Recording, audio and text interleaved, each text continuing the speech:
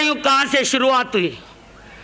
जिस समय हमारे सुश्रावक दानवीर भामाशाह मिठालाल जी और दानवीर हमारे भामाशाह श्री अशोक कुमार जी, सबसे पहले इन्होंने एक योजना बनाई। कहां पे? चामराजपेट के अंदर। कौन सा? 688 कितना है?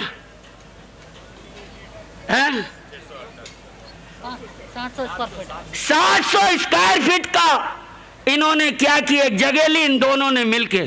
किसने? मिठालाल जी ने और अशोक कुमार जी ने। इन दोनों ने मिलके क्या ली? जगह ली। और वो जगह को लेते लेते, और जिस समय मेरा श्री रामपुरम में चातुर्मास था, उस समय सारी क्या है ये समिति गठित हुई। उसका रूप क्या है कि आज ये बहुत बड़ा क्या ले लिया है, रूप ले लिया है। और ये हमारे गुरु भक्त, क्या इनकी तारीफ करूं, गौरव है, नाज है, जिन्होंने न दिन देखा न रात देखी, एक गुरु के शब्द के लिए जो कुर्बान हो जाते हैं, उस भक्त के जीवन में कभी कोई कमी आने वाली नहीं है। और याद रखना, गुरु से जो ऊर्जा मिलती है वो कहीं से नहीं मिलती है। तो देखिए उसके अंदर हमारे सुश्रावक बाबूलाल जी राका, अशोक जी राका, महावीर जी मेहता और हमारे नेमीचंद जी सालेचा, राकेश जी लूकड़, फूलचंद जी लूकड़, प्रवीण जी नेतानी, सुरेंद्र जी गोलेचा और हमारे युवा मंडल के अध्यक्ष महेंद्र जी राका, पवन जी बंसाली और मिठालाल जी और नेमीचंद जी सालेचा और हमारे महावीर जी बिज्जी पारक, महावीर जी पारक। इस प्रकार से बहुत से लोगों का, हमारे महावीर जी धारीवाल, राकेश जी लूकड़ और इस प्रकार से संपत जी बड़ेरा, मुझे आज उनकी याद आती है। जिस समय 51 लाख के ट्रस्टी बना रहे थे, तब उन्होंने कहा 11 लाख के बनाओ, आपका काम आसान हो जाएगा। और मैंने कहा आपको ये काम करना है, बोले एक खोखा तो मेरा पक्का, और उससे ज्यादा होगा तो भी। एक खोखा कितना समझते हो मानक जी? कितना होता है मालूम है? अब आपको सोचना है उनके सपने को कैसे साकार करना है। आप देखिए तो इस प्रकार से बहुत से परिवार, हमारे ये रातड़िया परिवार, क्या कहना, एक गुरुदेव के गए और एक शब्द के ऊपर, चाहे वो चोपड़ा परिवार हो, चाहे भंडारी परिवार हो, जितने भी गुरु भक्त हैं, जिनकी एक ईंट भी इसमें लगेगी, उन सबको बहुत बहुत साधुवाद। दूसरी बात, सबसे ज्यादा अगर मैं धन्यवाद दूंगी, आज जो हमारा क्या किया है शिलान्यास, किसने किया है? दानवीर भामाशाह, सुश्रावक मिठालाल जी, भरत कुमार जी, बंसाली परिवार, दीपचंद जी बंसाली। आप देखिए एक गुरु के शब्द पे, और क्या इनकी गुरु भक्ति। कल ये आए और इनकी आंखों में आंसू आने लगे, भरत भी रोने लगा। कितनी गुरु भक्ति है कि गुरु के लिए इनका सर्वस्व भी चला जाए तो भी देने के लिए तैयार है। ऐसे समर्पित हनुमान भक्त मिलना बहुत मुश्किल है कि जो गुरु की आज्ञा पे फूल चढ़ा दे। तो आज इन्होंने संचालन क्या किया है, शिलान्यास किया है। याद रखना, एक धार्मिक व्यक्ति के हाथ से और एक संस्कारी व्यक्ति के हाथ से अगर शिलान्यास होता है तो वो कार्य क्या होता है, प्रगति के ऊपर जाता है। और जिसका आगाज आज इतना सुंदर है, उसकी पूर्णता कितनी सुंदर होगी। इसके लिए एड़ी से चोटी तक जोर लगाने के लिए हमारे सुश्रावक अध्यक्ष नेमीचंद जी सालेचा और हमारे महावीर जी सुश्रावक परम गुरु भक्त पीढ़ी दर पीढ़ी महावीर जी मेहता। आज इनके पिताजी भी क्या हो रहे होंगे, माता इमरतीबाई भी खुश हो रही होगी कि आज मेरे बेटे ने गुरु के काम आए हैं, और उनकी आत्मा कितनी खुश होगी। इन्होंने अपनी कमेटी बना के दिन रात दौड़े और आज इसको शिखर पे क्या कर दिया है, चढ़ा दिया है। इनको जितना धन्यवाद दूं। और हमारे जो 81 तपस्वी ट्रस्टी बने उनको तो क्या कहना, बड़ी उदार भावना से। और वो तो गुरुदेव का आशीर्वाद है, कभी कमी रहती नहीं। जेस पुष्कर के नाम से जिसने दान दिया हो, अगर उसके कोई लॉस हो तो मेरे पास आ जाना, और प्रॉफिट हो तो चुपचाप रहना। आपको गारंटी कार्ड देती हो, आप वारंटी देते हो, मैं क्या देती हूँ, गारंटी कार्ड। पर क्या है, निकालना तो पड़ेगा ही, बिना पैसे नहीं। आप सबका कर्तव्य है कि इसके अंदर हमारा एक पैसा भी लगे। जरूरी नहीं हम करोड़ों में आए, हम 261 के आधार स्तंभ बन के ये साधु संतों की जो व्यावच होगी, उसके अंदर दवाई, औषध, वेषध, आहार, पानी, सारी व्यवस्थाएं होंगी। इतनी बड़ी पार्टनरशिप यदि आपको मिले और आप उसे छोड़ दो, उससे बड़ा दुर्भाग्य हमारा नहीं होगा। अब दूसरी बात देखिए, आज मुझे हमारे आचार्य भगवान और मेरे गुरुदेव पूज्य प्रवर्तक राजेंद्र मुनि जी महाराज साहब और हमारे दक्षिण प्रांत के प्रवर्तक श्री सुगन मुनि जी महाराज साहब, इन्होंने मुझे उपप्रवर्तनी पद दिया। आप देखिए, मैं इस पद के योग्य भी नहीं हूं, मेरे अंदर कोई एबिलिटी नहीं है, मेरे अंदर कोई भी क्या है, योग्यता नहीं है। अब गुन्नी जी गए और अभी मैं उनकी वेदना को भूल भी नहीं पाई। ये गुन्नी मैया, मुझे कुछ नहीं आता था, कैसे कपड़े धोने, क्या करना, छोटे से छोटा काम मेरी गुन्नी मैया ने मुझे बड़े प्रेम से सिखाया। आज मेरे ऊपर इतना बड़ा भार छोड़ के चले गए।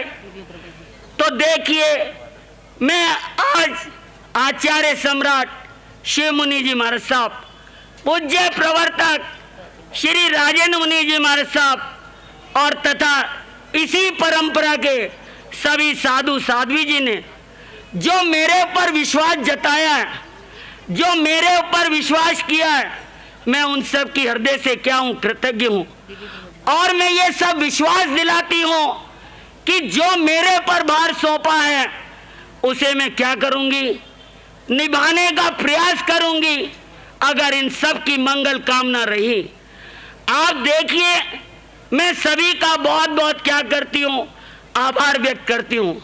आज जो कुछ भी है, मेरे गुरुदेव उपाध्याय पूज्य गुरुदेव पुष्कर मुनि जी महाराज साहब और मेरी दाद गुणी परम विदुषी कुसुमवती जी महाराज साहब और मेरी गुणी मैया, जिन्होंने मुझे संयम दिया, मुझे जीवन दिया, उनका उपकार तो मैं कभी जिंदगी में नहीं भूल सकती। उनकी कृपा से ही ये मुझे मिला है। तो जिसने मेरे पर विश्वास किया, मैं उनको विश्वास दिलाती हूँ कि इसके ऊपर मैं खरी उतरने की क्या करूँगी, प्रयास करूँगी। और समझ श्री संघ का मैं क्या करती हूँ, जिन्होंने मेरे उत्साह को बढ़ाया और मेरे जेस पुष्कर चैरिटेबल ट्रस्ट ने जो उत्साह को बढ़ा के, और हमारे चाहे चिकपेट हो, चामराजपेट हो, चाहे अशोक भाई कोई भी हो, आज सभी ने जो उत्साह बढ़ाया, उसके लिए मैं क्या है, सभी की बहुत बहुत आभारी हूँ। तीसरी बात, आप देखिए, आज जीवन के अंदर आज हमारा मिलन समारोह है। क्या है? मिलन समारोह। बगीचे में बहार तब आती है जब बसंत ऋतु का आगमन होता है। बगीचे में बहार जब आती है जब बसंत ऋतु का आगमन होता है, और जीवन में बहार आती है जब दो प्रवर्तन जी का पदार्पण होता है। आप देखिए, मैं मिलन की चर्चा कर रही हूँ, ये कोरा मिलन नहीं है, ये आपका मिलन और हमारे मिलन में फर्क है। आपका जो मिलन है वो राग को बढ़ाता है, और हमारा जो मिलन है वो साधना को वृद्धि करता है। हमारा मिलन ज्ञान के अंदर वृद्धि करता है। तो देखिए, साधु के मिलन और श्रावक के मिलन में फर्क है। श्रावक का मिलन कैसा होता है? छाछ और पानी की तरह, जब तक रहता है तब तक ठीक, और यहाँ रहे तो मिले अपराध में। और साधुओं का मिलन कैसा होता है?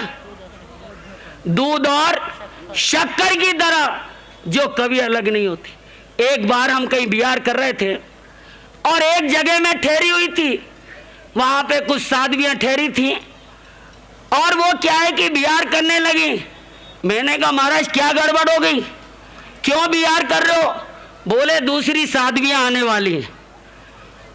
मैंने विचार किया, ये श्रमण संघ की विशालता है कि जब कोई आता है तो उसके लिए क्या करते हैं? तैयारी करते हैं और पलक पावड़े बिछा देते हैं, और दूसरे होते हैं तो ये हमारी श्रमण संघ की क्या है विशेषता। तो आज देखिए क्या है, कितने ठाणे हैं हम? 23 का मतलब 3 और 2 5, और 5 का अंक, 5 परमेष्ठीय अंक। आज ये 5 का अंक आया, तुम्हारा सारा काम क्या होने वाला है? फतेह ही फतेह होने वाला है, कोई कमी होने वाली नहीं है। अभी हमारे अशोक महावीर जी पारक ने घोषणा की, ये घोषणा क्या, इनका नाम तो कभी भी ले दो, ये तो क्या है गुरु भक्त है। ये विजय पारक, महावीर जी पारक, और महावीर जी तो बड़े धार्मिक पुरुष हैं, इनको कभी भी कह दो कि ये काम है, ये मना नहीं कर सकते। अभी तो ये आपको दिया है, अभी तो क्या दिखाई है आपको? अभी तो सैंपल ही दिखाया है, अभी तो झांकी है, पिक्चर अभी बाकी है। इस परिवार से कोई कसौटी नहीं। यहाँ पे हमारे 5-7 परिवार ऐसे हैं, अगर कभी भी कमी पड़ी वो इसको क्या करने वाले हैं? पूरा करने वाले हैं। और देखना, अभी लाभ ले लो तो ले लो, फिर कोई नुकरा बचने वाला। हाँ, और याद रखना, उपाश्रय किसे कहते हैं? स्थानक का मतलब होता है बहुतों का आश्रय। और आप देखिए जयंती बाई श्राविका, जिसने जगह जगह क्या बनाए? उपाश्रय का दान दिया। अभी आप में से कितने चेहरे ऐसे हैं जिन्होंने अभी तक कोई नुकरा खोला नहीं है? मैं नाम नहीं बोलूंगी आज, मेरे दिमाग में है। और जिस दिन खोपड़ी उखड़ गई उस दिन बोल भी, जब तक चुप हो वहां तक।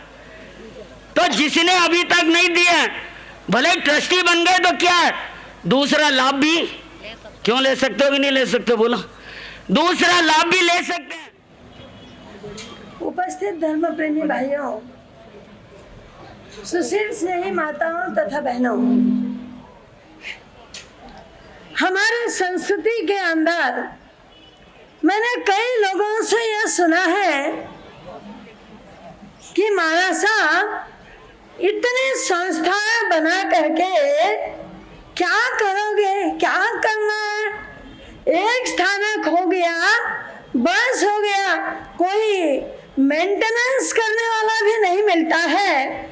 बनते तो बन जाती है, लेकिन मैं आपसे बात कर रही हूँ, लेकिन क्या होता है, मेंटेनेंस करने वाला कोई नहीं रहता है। ये बनाना क्यों? ध्यान रखो, जब तक आप कुछ बनाओगे नहीं तब तक स्थानकवासी परिवार का कोई अस्तित्व नहीं रहेगा। यदि आपको अपने अस्तित्व और अपने संस्कारों को टिकाना है तो कुछ जरूर बनाना है। बिना बनाए आज तक जिनकी बनी है उनका राज चला है, जिनकी नहीं बनी उनका राज नहीं चला है। ये पक्का ध्यान रखो कि आपको अपने जीवन, आज इतने मंदिर बने हैं हर जगह जगह पर, हर नुक्कड़ नुक्कड़ पर, तो जैन समाज की एक प्रॉपर्टी बनी है। आज जितने भी धर्म स्थान बनेंगे उतनी प्रॉपर्टी बनेंगी।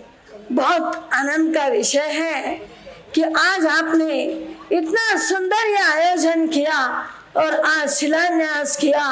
मैं सभी कार्यकर्ताओं को मन से धन्यवाद देती हूँ, खूब खूब साधुवाद देती हूँ दर्शन प्रभा जी को कि जिन्होंने इतने सुंदर कार्य के लिए अपना हाथ आगे बढ़ाया। ध्यान रखो, इस समाज में जब तक संतों का हाथ डायरेक्टली इनडायरेक्टली नहीं आएगा तब तक कोई संस्था नहीं बनेगी। ये फिक्स एंड फाइनल है।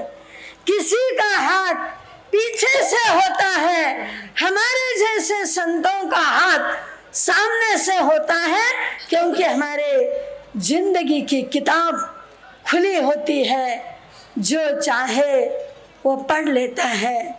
तो मैं खूब साधुवाद देती हूँ, खूब अनुमोदना करती हूँ दीर्घ तपस्वी परम श्रद्धेय पूज्य श्री नरेश मुनि जी महाराज साहब आदि ठाना, शालीभद्र जी महाराज साहब आदि ठाना 2 की, और खूब अनुमोदना देती हूँ जिन्होंने इस जगह के लिए दान दे करके आज इस जगह की पूर्ति की है।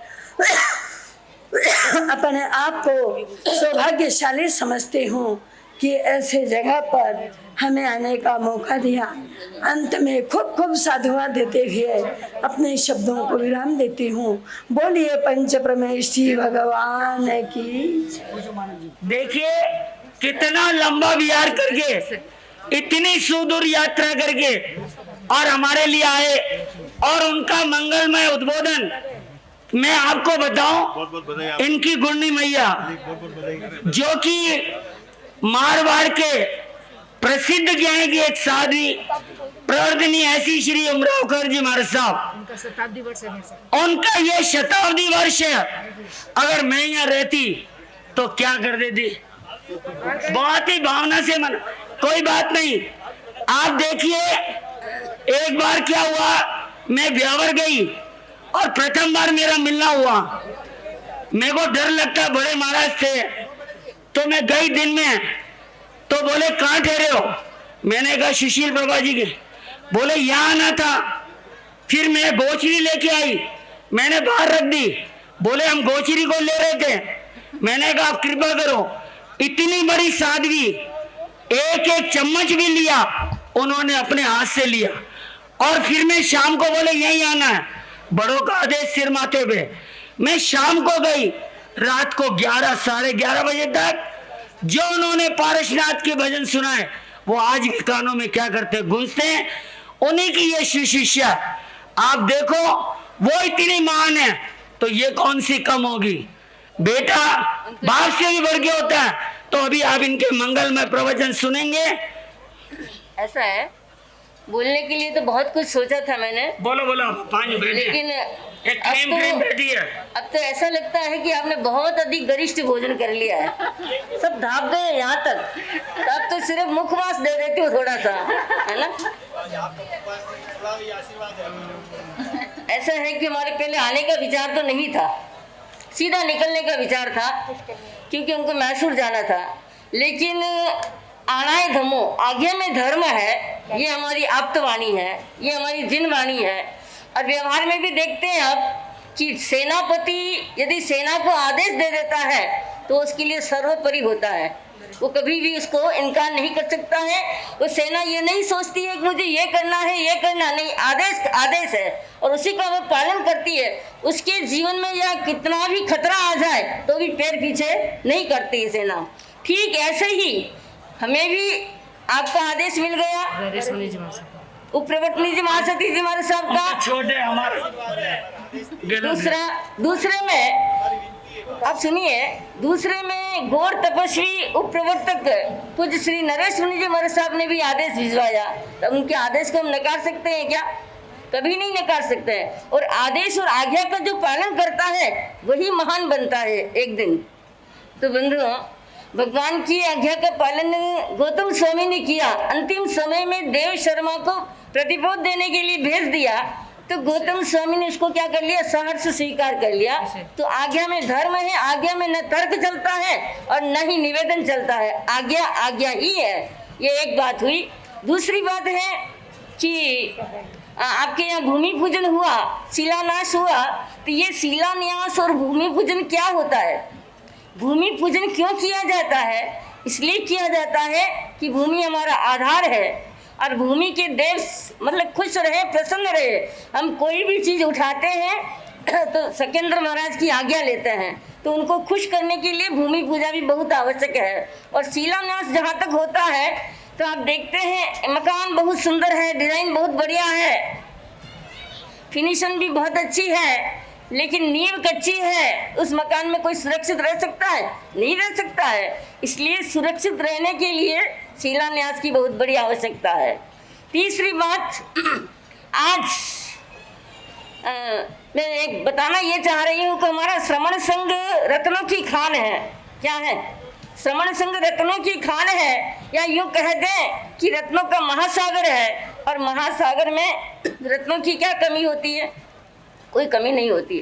ठीक ऐसे ही श्रमण संघ में भी बड़े बड़े साधु रत्न साध्वी रत्न सभी हैं। कोई ज्ञानी है, कोई ध्यानी है, कोई तपस्वी है, कोई आगमज्ञ है, कोई लेखक है, कोई वक्ता है, कोई संगीतज्ञ है। एक से एक बढ़ करके रत्न यहाँ श्रमण संघ में है।